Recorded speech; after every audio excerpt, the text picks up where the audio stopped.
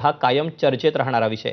जिल्ह्यातील वर्चस्वाच्या मुद्द्यावर या दोन्ही नेत्यांमध्ये कायमच खटके उडत असतात। आता या दोन्ही नेत्यांमधला संघर्ष पुन्हा एकदा चव्हाट्यावर आला। निधी वाटपाच्या मुद्द्यावरून बोलताना सत्तारांनी पालकमंत्री संजय शिरसाट यांचं नाव न घेता निशाणा साधला।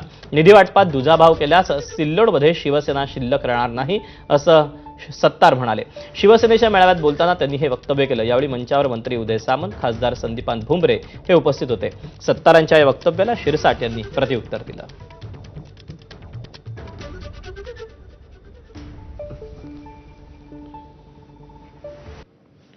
आपल्या जिल्ह्याचे पालकमंत्री उद्धव साहेब असताना ज्यावेळेस म्हणजे की मला काही वाटतं त्यांनीही कधी आपल्यावर अन्याय केला नाही। आज आम्ही आमच्या पक्षामध्ये लोकांवर अन्याय होता याची कुठेतरी नोंद तुमच्याकडे व्हायला पाहिजे आणि त्या ठिकाणी पक्ष जिवंत आहे तो कसा संपल याची तयारी चालू असेल तो कुठे